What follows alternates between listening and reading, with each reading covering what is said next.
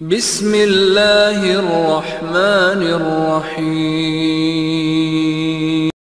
إن الحمد لله نحمده ونستعينه ونستغفره ونعوذ بالله من شرور أنفسنا ومن سيئات أعمالنا من يهده الله فلا مضل له ومن يضلل فلا هادي له وأشهد أن لا إله إلا الله وحده لا شريك له وأشهد أن محمدًا عبده ورسوله يا أيها الذين آمنوا اتقوا الله حق تقاته ولا تموتن إلا وأنتم مسلمون يا أيها الناس اتقوا ربكم الذي خلقكم من نفس واحدة وخلق منها زوجها وبث منهما رجالا كثيرا ونساء واتقوا الله الذي تساءلون به والأرحام إن الله كان عليكم رقيبا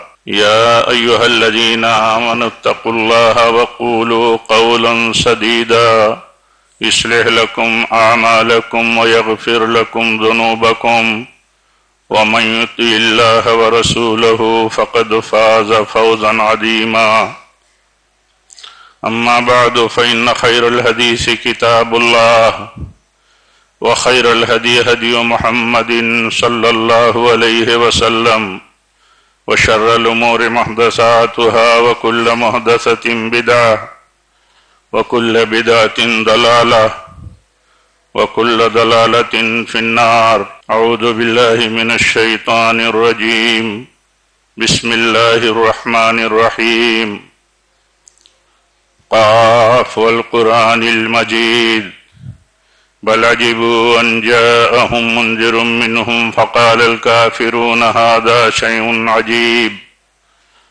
أإذا متنا وكنا ترابا ذلك رجع بعيد قد علمنا ما تنقص الأرض منهم وعندنا كتاب حفيظ بل كذبوا بالحق لما جاءهم فهم في أمر مريج أفلم ينظروا إلى السماء فوقهم كيف بنيناها وزيناها وما لها من فروج والأرض مددناها وألقينا فيها رواسي وأنبتنا فيها من كل زوج بهيج تبصرة وذكرى لكل عبد منيب ونزلنا من السماء ماء مباركا فأنبتنا به جنات وحب الحصيد والنخل باسقات لها طلع نضيد رزقا للعباد وأحيينا به بلدة ميتا كذلك الخروج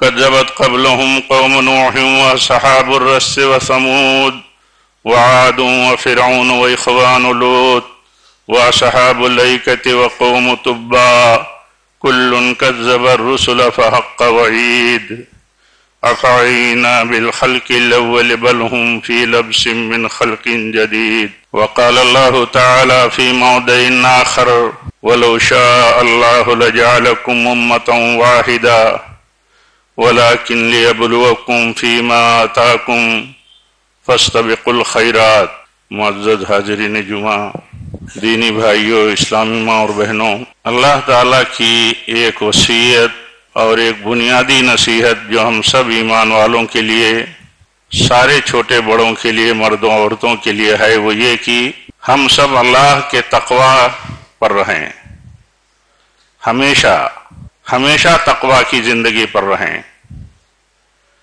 تقوی کہتے ہیں اللہ تعالیٰ کے حکم اور ہدایتوں کی پیروی کرنا اور جن چیزوں سے اللہ تعالیٰ نے روکا ہے ان سے بچنا۔ مختصر لفظوں میں اسی کو تقوی کہتے ہیں، ہدایتوں کی روشنی میں زندگی گزارنا، منع کی ہوئی چیزوں سے بچنا، اسی کا نام تقوی ہے۔ اور اللہ فرماتا ہے کہ اے میرے ایمان والے بندو، تم سب اپنے اللہ کا تقوی اختیار کرو، ہمیشہ اطاعت اور فرما برداری کی زندگی گزارو، اور تم مرنا نہیں، مر کر کے میرے پاس آنا نہیں، میرے پاس مر کر کے آنا تو مسلمان مر کر کے آنا۔ یا ایھا الذین آمنوا اتقوا اللہ حق تقاتہ ولا تموتن الا وانتم مسلمون، مسلمان ہی مرنا۔ آپ غور کیجئے اس بات پر کہ کتنی بڑی وصیت ہے اللہ کی ہمارے لیے، سارے لوگوں کے لیے، کہ ہم تقوی ہی پر رہیں، تقوی ہی پر رہیں گے تب تو مریں گے، تو مسلمان مریں گے۔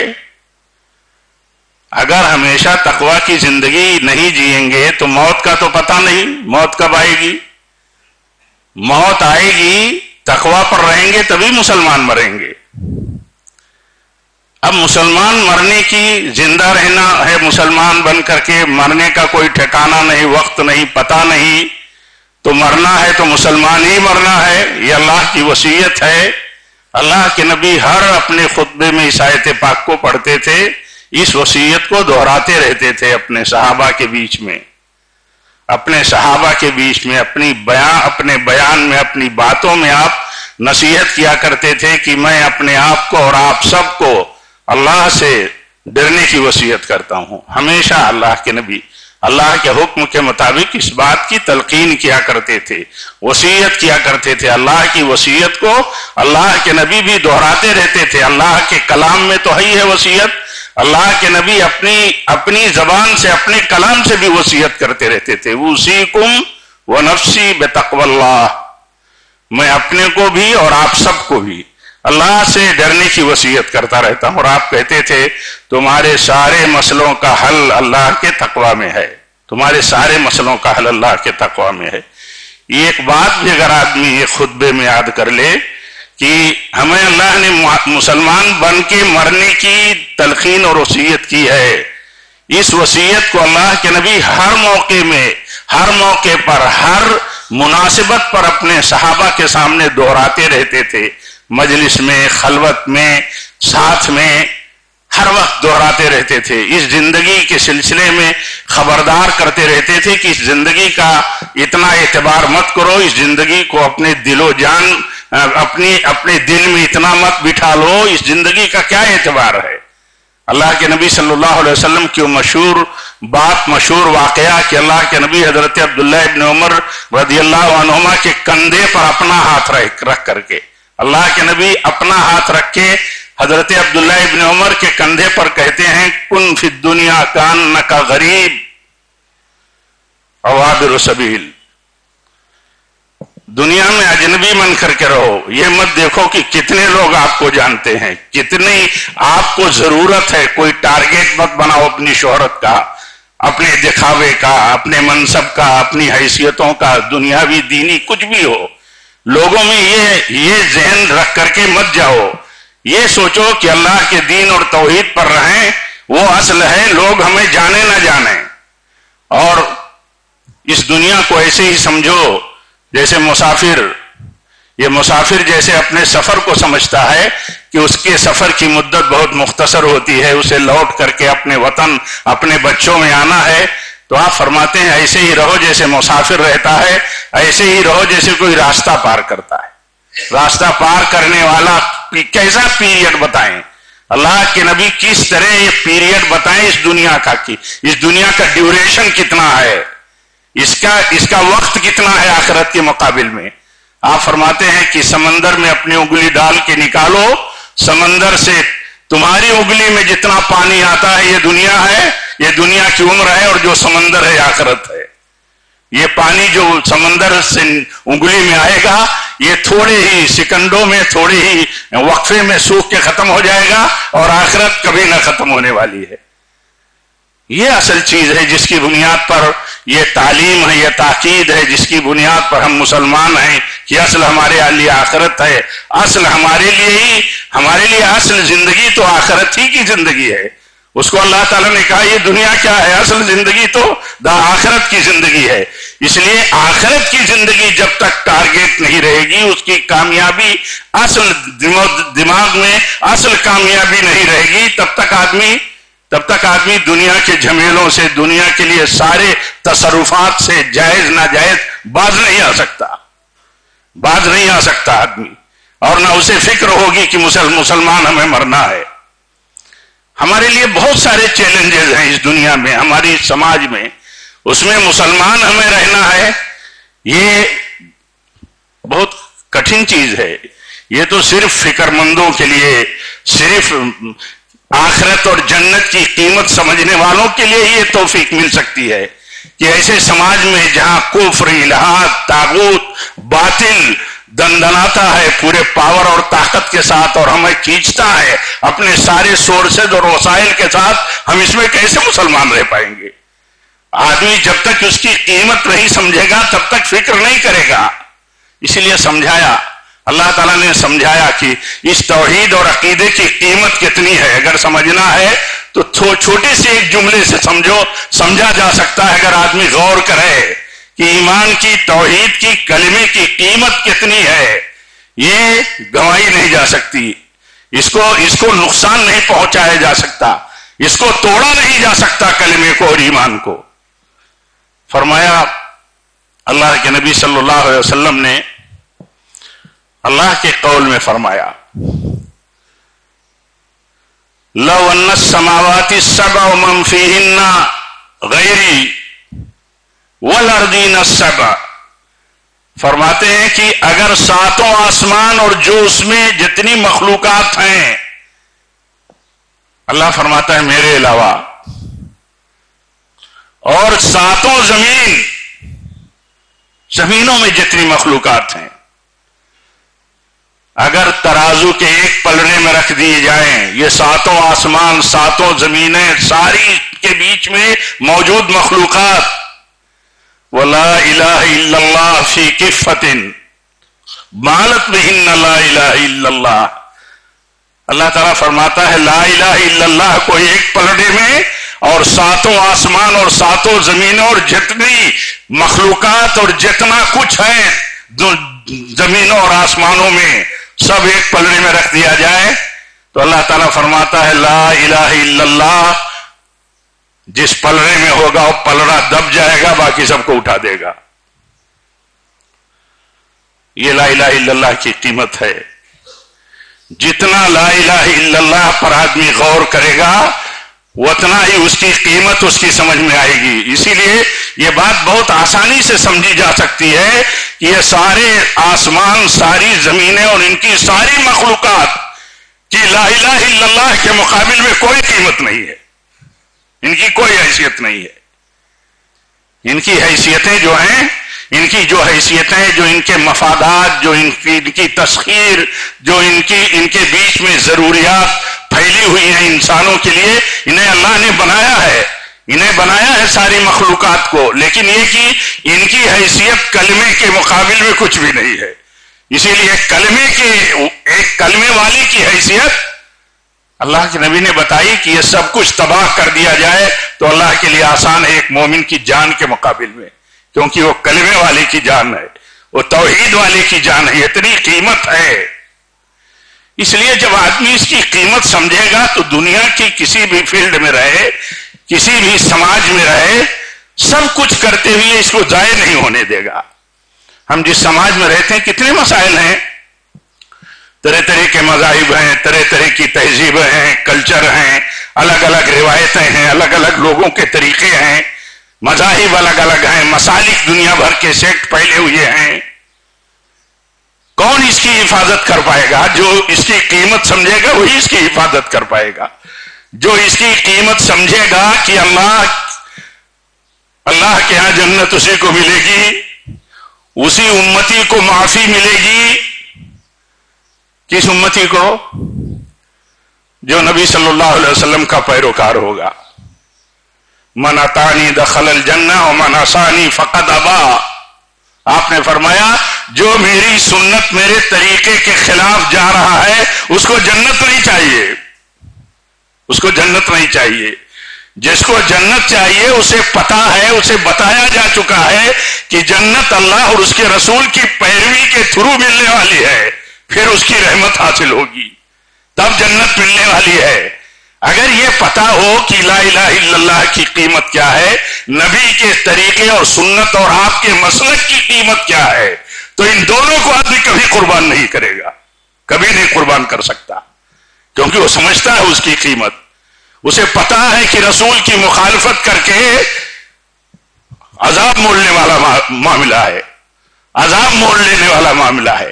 ایک امتی کو اگر اس بات کا پتہ نہ ہو کہ سلف یہ کہتے تھے کہ آسمان کہیں پتھر نہ برسائے، سلف کہتے ہیں اگر آسمان پتھر برسا سکتا ہے، پتھر برسا دے گا، یہ جرم اتنا بڑا ہے کہ نبی کی بات ہو ایک طرف اور اس کے بعد ابو بکر عمر کی بات اس کے خلاف آدمی دلیل کے طور پر لے آئے.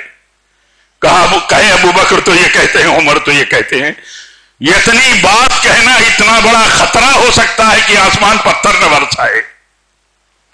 یہ بات کیوں کہتے تھے؟ اس لیے کہتے تھے کہ نبی کی سنت اور تعلیم کی مخالفت نہیں کی جا سکتی ہے ابو بکر عمر کے نام سے بھی. اور سارے لوگوں کا ہمارا اتفاق ہے، سارے امتیوں کا، جو لوگ اہل سنت والجماعت سے اپنی نسبت رکھتے ہیں، سارے لوگ ان میں اہل الحدیث خاص ہیں، اہل الحدیث ہی اصل اہل سنت ہیں سب کا. لیکن سارے اہل سنت کا عقیدہ ہے کہ سارے امتیوں میں جتنے نبی بھیجے گئے، سارے امتیوں میں سب سے افضل ابو بکر عمر ہیں، سب سے افضل. نبی کے صحابہ سارے نبیوں کے صحابہ اور ساتھیوں اور حواریوں میں سب سے افضل ہے. تو ان میں سب سے افضل انسان کی بات، افضل البشر بعد الانبیاء کی بات نبی کی مخالفت میں نہیں لی جا سکتی. تو کسی امام کی بات اور اس کا طریقہ کیسے لیا جا سکتا ہے؟ اتنی موٹی بات اگر ایک امتی نہیں سمجھتا یا نہیں سمجھنا چاہتا ہے تو اس کے نزدیک اس کے دین کی کوئی قیمت نہیں ہے. اس کے نزدیک جس کو لا الہ الا اللہ کی قیمت کا پتہ نہیں ہے، اس کو اس کا معنی کہ اس کا پتہ نہیں ہے کہ لا الہ الا اللہ کیا ہے. لا الہ الا اللہ کو توڑنے والے امور اور معاملات اس کے نزدیک اتنی بھی حیثیت نہیں رکھتے کہ وہ لا الہ الا اللہ کے خلاف بات کر دے، اس کے تقاضوں کے خلاف عمل کرے، عقیدہ و ایمان کو خطرہ پہنچانے والا عمل کرے، اور اسے اتنا بھی نہ لگے کہ ناک پر مکھی بیٹھی اور اس کو اڑانا بھی چاہیے، اتنی بھی پرواہ نہ ہو. تو اسی لیے کہا تھا کسی نے کہ یہ شہادت گہے الفت میں قدم رکھنا ہے. لوگ آسان سمجھتے ہیں مسلمان ہونا. مسلمان ہونے کے لیے یہ سمجھنا ضروری ہے کہ قیمت کیا ہے اسلام کی، توحید کی، کلمے کی. بہت قیمت ہے، بہت قیمت ہے. اس قیمت کو کبھی بھی کسی بھی چیز کے بدلے میں چکایا نہیں جا سکتا. آپ بتاؤ، ہم جس سماج میں رہتے ہیں اس سماج میں کیا صورتحال ہے؟ اکثریت کا سماج ہے، ایک طرح سے تکثیری سماج ہے، فتنوں کا سماج ہے. وہ دنیا کا دماغ چل رہا ہے کہ سب کے بارے میں یہ کہا جائے کہ سب عقیدے ٹھیک ہیں، سارے طریقے ٹھیک ہیں، سارے مذہب صحیح ہیں، سارے مسلک صحیح ہیں. کتنا بڑا مسئلہ ہے. اور اگر ہم اور آپ اس پر دھیان نہیں دیں گے کہ سارے مذہب کیسے صحیح ہیں، سارے مذاہب کو سننا، سارے مذاہب کو برداشت کرنا، ان کے حقوق کو تسلیم کرنا، ان کی حیثیتوں کو ماننا، ان کے ساتھ سارے دنیاوی مصلحتوں کے معاملات کرنا، سب ٹھیک ہے، لیکن ان کا دین کیسے صحیح ہے؟ اللہ تعالیٰ فرماتا ہے ان الدین عند اللہ الاسلام. دین تو صرف اسلام ہے. دین صحیح، دین خالص، دین حق تو اسلام ہے. اس کے علاوہ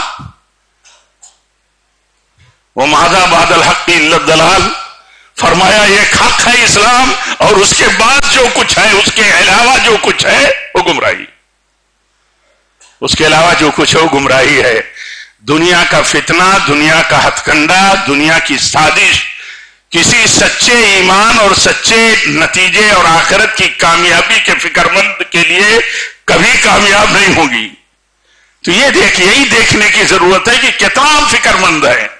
ہم جس سماج میں جیتے ہیں اس سماج میں ہمیں یہ سمجھنا ہے کہ یہ سب اللہ تعالیٰ کا نظام ہے، قائم کیا ہے. اس نے کیا نظام قائم کیا ہے؟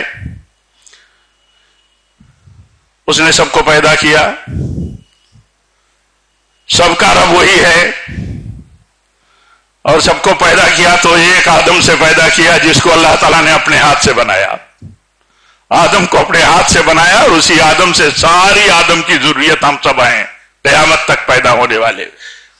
آدم علیہ السلام کے بعد سے قیامت تک پیدا ہونے والے سارے انسانوں کا رب اکیلا اللہ ہے اور ساری ذریت جو ہے یہ آدم کی اولاد ہے. ان ساروں کو اللہ تعالیٰ چاہتا تو ایک عقیدے پر جمع کر دیتا, ایک مذہب پر جمع کر دیتا, ایک مسلک پر جمع کر دیتا. تو یہ ذہن میں رہنا چاہیے ہر ایک کے, ورنہ آدمی بچ نہیں پائے گا, اپنے آپ کو بچا نہیں پائے گا کہ اللہ تعالیٰ نے جو ایسا کر کے رکھا ہے یہ بہت بڑی اس کی حکمت اور اس کی قدرت اور اس کے نظام میں آزمائش کا حصہ ہے. یہ امتحان کا نظام ہے, سب کو امتحان میں بٹھا دیا اللہ تعالیٰ نے. ہم اپنے سارے بندوں کو کیا امتحان میں بٹھا دیا؟ کہا کہ تم سب کو پیدا کیا, میں تمہارا رب ہوں, تمہارا باپ ایک ہے, تمہارے لیے دین بھی ایک ہے, لیکن اس دین کو, اس خیر کو تم اختیار کرو. اس کے لیے اللہ تعالیٰ نے ترغیب دیا, انبیاء کا سلسلہ جاری کیا, دعوت کا سلسلہ جاری کیا. نبیوں کا سلسلہ ختم ہوا تو دعوت کا سلسلہ قیامت تک باقی رہے تو انبیاء کا وارثین کا سلسلہ جاری کر دیا. یہ ساری چیزیں جاری کر دی. حق اور باطل کو بتا دیا, خیر اور شر کو بتا دیا. کہا فاستبقوا الخیرات, خیر کی طرف آگے بڑھو, شر جو ہے وہ چھوڑ دو. ورنہ اگر اللہ تعالیٰ کو یہی کرانا ہوتا کہ وہ اپنی طرف سے سب کو خیر پر جمع کر دیتا, خیر پر ہی سب کو قائم کر دیتا, کھڑا کر دیتا, حق پر ہی سب کو پیدا کر کے حق پر ہی جمع دیتا, تو امتحان کی ضرورت ہی نہیں تھی, امتحان لینے کی ضرورت ہی نہیں تھی. یہ بتایا کہ تمہارا رب میں ہوں, عہد لیا, عہد الست, اور اس کے بعد کہا کہ اختیار اب میں دیتا ہوں کہ تم مجھے اکیلا اپنا رب اور معبود برحق مانتے ہو کہ نہیں, ہمارے انبیاء کے طریقے اور ان کی سیرتوں اور ان کے اصولوں کی پیروی کرتے ہو کہ نہیں.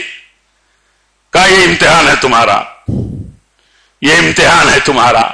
اسی لیے فرمایا وَلَوْ كَانَ اللَّهُ لَجَعَلَ النَّاسَ أُمَّةً وَاحِدًا وَلَوْ شَاءَ اللَّهُ لَجَعَلَكُمْ أُمَّةً وَاحِدًا. اگر اللہ چاہتا تو تم سب کو ایک امت بنا دیتا, ایک امت. وَلَكِنْ لِيَبْلُوَكُمْ, کہتا ہے لیکن وہ تمہیں آزمائے گا, آزمانا چاہتا ہے تمہیں. ہم آزمائش میں بیٹھے ہیں. ایک آدمی اس آزمائش کے نظام میں یہ جاننے کے بعد بھی حق کی پرواہ نہ کرے, حق کی فکر نہ کرے, یہ سننے کے بعد بھی اس زندگی میں صبر کی زندگی نہ جیے. اللہ تعالیٰ فرماتا ہے وَجَعَلْنَا بَعْضَكُمْ لِبَعْضٍ فِتْنَةً أَتَصْبِرُونَ وَكَانَ رَبُّكَ بَصِيرًا. اللہ تعالیٰ فرماتا ہم نے تم میں ہر ایک کو ایک دوسرے کے لیے فتنہ بنا دیا ہے, فتنہ بنا دیا ہے. آزماتا ہے اللہ تعالیٰ ایک کو دوسرے کے ذریعے. حق پر ہے, باطل پر ہے, آدمی جانتا ہے, دیکھتا ہے ایک دوسرے کو, ایک دوسرے کے رویے اور مشکلات کو جانتا ہے. بڑی مشکلات پیدا کرتے ہیں کچھ لوگ, تو اللہ تعالیٰ فرماتا ہے حق پر رہتے ہوئے تم کیا حق کی خاطر صبر پر رہو گے؟ صبر کرو گے کہ نہیں کرو گے؟ حق پر رہنے والے کے لیے کتنے صبر کا معاملہ ہے. سماج میں آزادانہ زندگی گزارنے والے لوگ ہیں, آزادی پسند کرنے والے لوگ ہیں.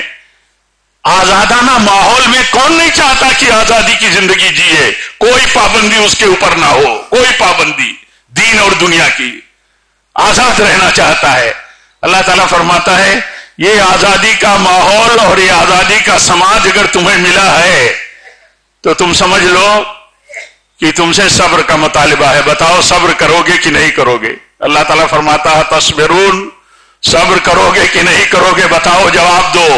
یعنی صبر کرے گا کلمہ پڑھنے والا, کلمہ سچے کلمے کا حامل موحد کے لیے معمولی صبر نہیں ہے. وہ کسی بھی سماج میں اپنے غیر مسلموں کے نیٹ ورک میں رہتے ہوئے ساری دنیا کی مصلحتوں کے کام اس سے کرے گا, لیکن جہاں دین اور ایمان اور عقیدے کی بات آئے گی اگر دنیا کے مصلحتیں اور دنیا کے مفادات کو نقصان اور ضرر پہنچتا ہو تو بھی قربان کر دے گا، کیونکہ وہ صبر کا مسئلہ درپیش ہو گیا، اسے اپنے ایمان کی حفاظت کا مسئلہ درپیش ہو گیا۔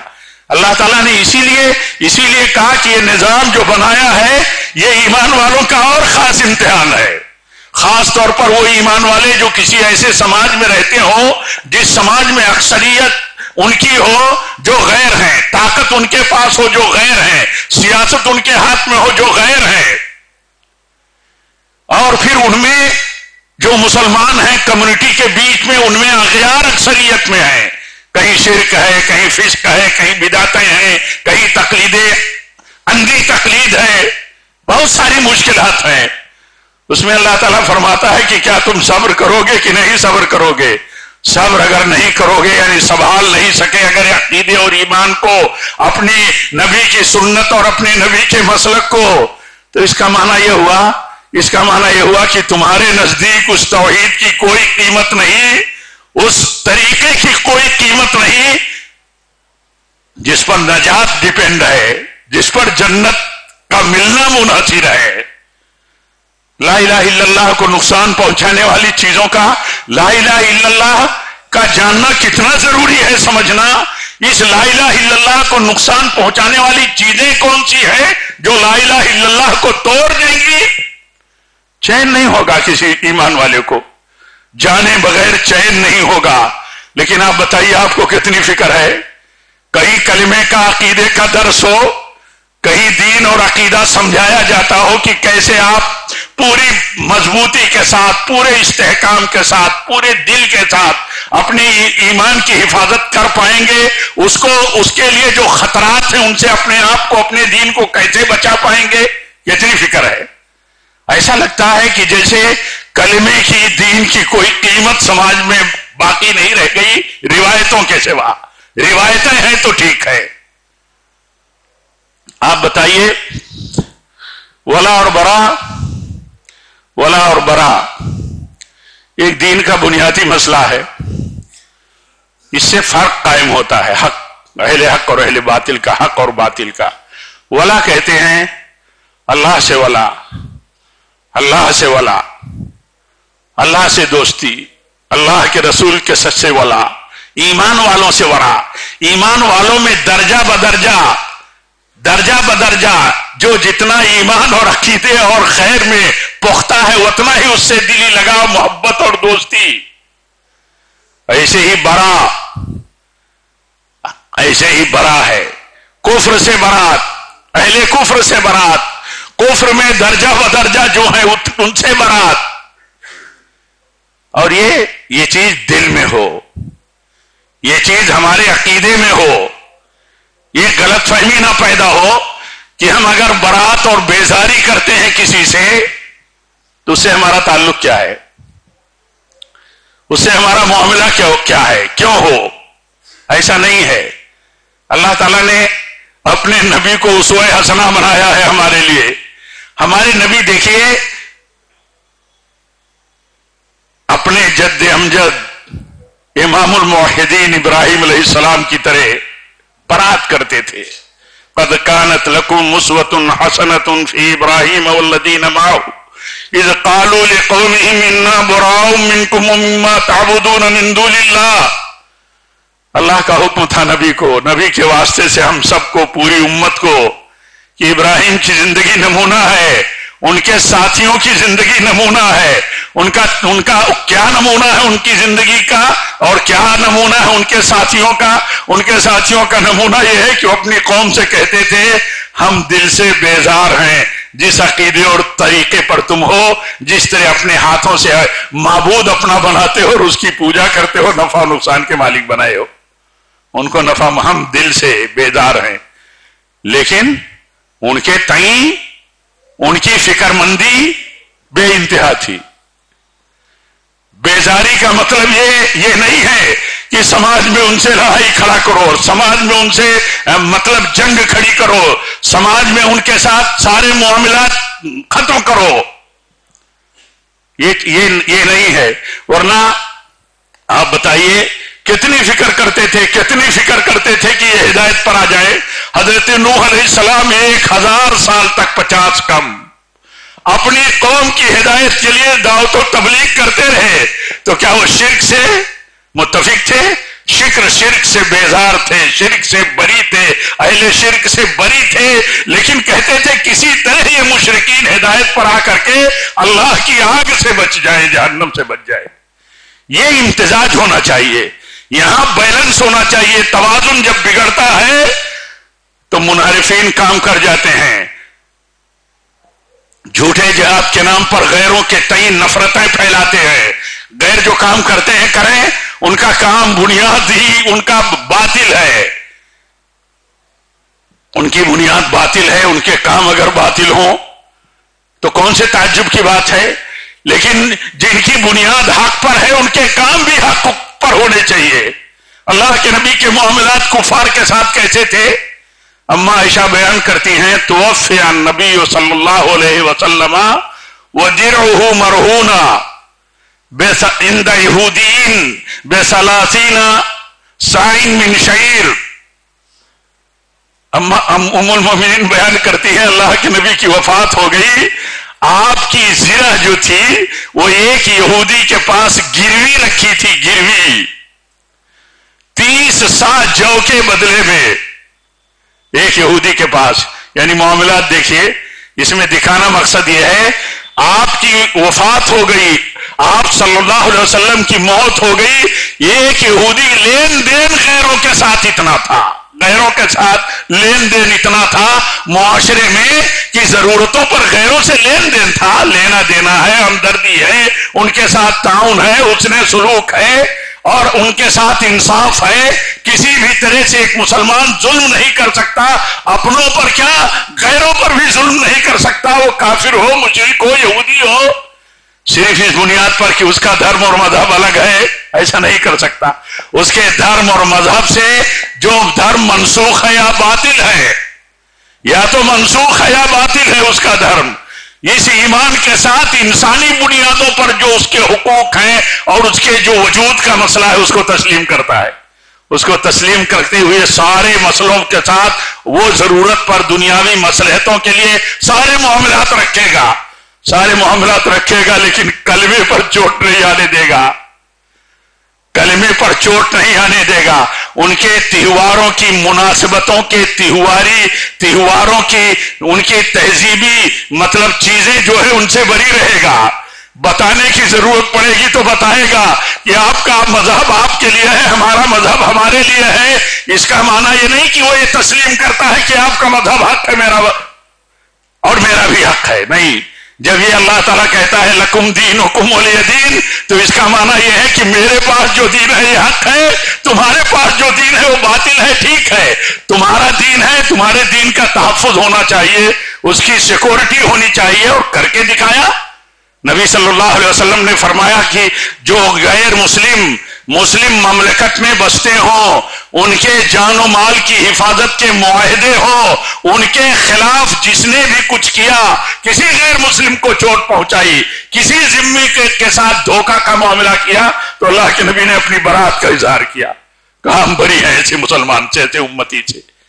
یہ اس لیے کہا کہ یہ ساری چیزیں دنیاوی معاملات میں سے ہیں. حضرت علی فرماتے ہیں ایک غیر مسلم جزیہ دیتا ہے، اس کی جان کی حفاظت ایسے ہی ہے جیسے ہمارے جان کی، اس کے مال کی حفاظت ایسے ہی ہوگی جیسے ہمارے مال کی، یعنی مسلمانوں کی.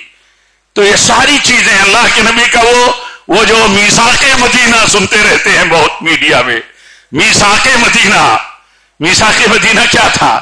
میثاق مدینہ تھا یہود کے ساتھ، مدینہ میں یہودی قبائل کے ساتھ انصار و مہاجرین کے بیچ میں ایک پرامن زندگی گزارنے کے لیے معاشرے میں ایک تحریری دستوری ایک چیز تیار کیا گیا تھا، ایک فریم. کسی کے مطابق سب کو جینا ہے، ایسے ہی جینا ہے. اس میں یہ بھی درج ہے کہ کہا گیا تھا کہ تمہارے لیے یہود تمہارا دین ہے، ہمارے لیے ہمارا دین ہے. ایک ریاست میں ہم ہیں، ایک اسٹیٹ میں ہم ہیں، اس اسٹیٹ میں تمہیں تمہارے دین کے مطابق چلنے کی آزادی رہے گی، لیکن اس میں ان کے دین کو حق تسلیم کرنے کا تصور نہیں ہے. लकुम दीनुकुम वलिय दीन के मतलब नुक्ते के साथ ये दस्तावेज बनी, उसमें ये नहीं कि मतलब ये तस्लीम किया गया कि तुम भी हक पर हो हम भी हक पर है, ऐसा नहीं है। हक तो एक है, हक तो एक है, अल्लाह की राह एक है, उसके अलावा जितने रास्ते हैं बातिल हैं। उसमें मसला यह है कि गैरों का जो मजहबी तरीका है, मजहबी शियार है, उनके त्योहार हैं, उनके त्योहारों की मुनासबत पर उनकी जो मजहबी तौर तरीके हैं, मुसलमान उनसे दूर रहेगा। अगर दूर नहीं गया तो इसका माना यह हो गया कि उसका माना यह होगा कि धीरे धीरे उसके असरात उसके अंदर चले जाएंगे। जाहिरी कुर्बत बातिन के लिए खतरा बनती है, बहुत मोटा सा मसला हम लोग जानते हैं। अल्लाह के नबी ने फरमाया कि अगर तुम अपनी सफों को अच्छे तरह से दुरुस्त नहीं करोगे, मिल के चिमट के खड़े नहीं होगे, ये जाहिरी मसला है सफबंदी का, तो अल्लाह के नबी फरमाते हैं अगर ऐसा तुम नहीं करोगे तो अल्लाह तुम्हारे दिलों में इख्तिलाफ डाल देगा, तुम्हारे दिलों में। जाहिर का असर बातिन पर पड़ता है। मजहबी उमूर में दूरी बनाना लाजिम है। बहुत सारे मसाइल हैं हमारे सियासी भाइयों के साथ, बहुत से मसाइल हैं कारोबारियों के साथ, बहुत से मसाइल हैं नौकरी पेशा लोगों के साथ, छोटे से बड़ी जगहों पर वो सर्विसें करते हैं, कितने मसाइल हैं। अगर उनके दिल में अपने ईमान और तौहीद की कीमत नहीं होगी तो हर मौके पर उसको हर मौके पर बर्बाद करेंगे। चादर भी चढ़ा देगा आदमी, कंधा भी लगा देगा, झंडा भी उठा लेगा, गुलपोशी भी करेगा, फूल भी बरसा देगा। ये जाहिरी अमल अगर उसके दिल में उसके खिलाफ तस्वुर के बाद भी है तो मजहब में नहीं है, मजहब में नहीं कर सकता है, मजहबी तहजीबी मसले में नहीं कर सकता है आदमी। गैरों के साथ रहना, हम गैर मुस्लिम हुकूमत में हैं, हमें गैर मुस्लिम हुकूमत इसलिए हम कहते हैं, भले डेमोक्रेसी सिस्टम है लेकिन हम ये कहें कि हम गैर मुस्लिम हुकूमत में है, अक्सरियत उन्हीं की, हुकूमत उन्हीं की, सिस्टम गैर मतलब डेमोक्रेसी है, जमहूरी है। लेकिन हमारे लिए भी आज वही सुन्नत है जो सुन्नत हबशा में हिजरत करके गए हुए सहाबे कराम की थी। अल्लाह के नबी ने फरमाया हबशा एक मुल्क है, हबशा में एक बादशाह है ईसाई, जाओ तुम हिजरत करके अब मदीना में मक्का में रहना बहुत कठिन हो गया, बहुत कठिन हो गया, नाकाबिले बर्दाश्त हो गया, सब जान माल इज्जत व आबरू के खतरे। कहा जाओ हबशा में, गैर मुस्लिम स्टेट है, आपने फरमाया जाओ वहां तुम पनाह ले लो। वो बादशाह ऐसा है कि उसके यहां किसी पर जुल्म नहीं होता, जुल्म नहीं होता। हमें यह भी सिखाया गया कि हम मुसलमान अगर किसी गैर मुस्लिम स्टेट में रहते हैं तो हमें पूरे अमन के साथ अपने दीन की हिफाजत के साथ रहना है, लेकिन अपनी पहचान खोना नहीं, अपने अकीदे और मसलक के खिलाफ जाना नहीं है कि हुकूमत तो किसी और की है, हुकूमत का मजहब तो कोई और है। इसीलिए आप देखेंगे कि हजरत जाफर बिन अबी तालिब ने जब बादशाह के दरबार में तकरीर की थी तो तौहीद, रिसालत, अखलाकियात जो भी मौजू बयान किया सब हक पूरी वजाहत के साथ। स्टेट ईसाई है और सारा दुश्मन लगा है, मक्का को वफ्द आया हुआ है, हमारे हैंडओवर करो इनको, इन फितनाबाजों को। लेकिन वहां भी जब उन्होंने मौका पाया और उनसे पूछा गया कि आपका अकीदा और तरीका क्या है, तो सही अकीदे की रहनुमाई की, सही अकीदे को पेश किया और ईसा अलैहिस्सलाम तक के ताल्लुक से जो सही अकीदा है उसको बयान किया और उन अखलाकियात को बयान किया जिन अखलाकियात को अल्लाह के नबी लेकर के अपने सहाबा को जिनकी तालीम देते थे। यानी वहां भी अकीदे और दीन के मसले में कोई समझौता नहीं किया। सूरत हाल क्या थी? पनाह लेने आए हैं, पनाह लेने आए हैं, कहीं ऐसा तो नहीं है, खतरा हो सकता है ना कि अगर इनके अकीदे और मसलक के खिलाफ कुछ बात किया तो हमारी जान माल का खतरा हो या हमें भी यहां से डिपोर्ट ना कर दिया जाए। नहीं, اپنے دین اور اپنے حق پر قائم رہے. ہم اہل ہند اہلیان مطلب ہم اسلامیان ہند کے لیے بہت بڑا مسئلہ ہے اپنے ملک میں. اس کی بہت تفصیل ہے. اس میں اصل چیز یہی ہے کہ ہم کہیں بھی توحید کا، سنت کا، مسلک سنت کا کہیں بھی سمجھوتا نہیں کر سکتے. اور وہ شخص کیسے سمجھوتا کر سکتا ہے جو یہ جانتا ہو کہ کلمے پر مریں گے، توحید خالص پر ملیں گے تبھی جنت ملے گی. شرک اگر کلمے کے ساتھ آ گیا تو جنت حرام. نبی کے مسلک کی مخالفت ہو گئی کسی امام اور کسی روایت اور تقلید کے نام پر تو نبی کے سنت کی مخالفت پر نجات مشکل، گمراہی.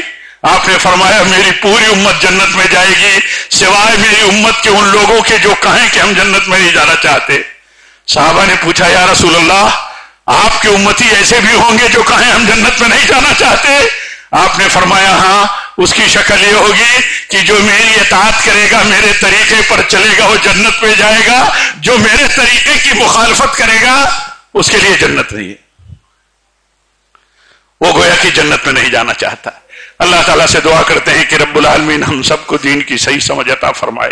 فتنوں کے سماج میں، تکثیریت کے سماج میں اللہ تعالیٰ ہم سب کو توحید کی حفاظت کی فکر دے، سنت اور مسلک سنت کی حفاظت کی فکر دے. ہم خود کریں اس کے لیے جتنے سورسز اور وسائل اللہ نے ہمیں دیے ہیں ان کو اس کی سربلندی کے لیے استعمال بھی کریں. رب العالمین ہم تیرے تقوی پر رہیں اس کے لیے ہم تجھ سے توفیق کا سوال کرتے ہیں. تیرے نبی کے طریقے اور سنت پر رہیں اس کے لیے اور خصوصی سوال کرتے ہیں اور اسی پر دعا کرتے ہیں کہ اللہ تعالی ہماری موت ہو. وآخر دعوانا الحمدللہ رب العالمین.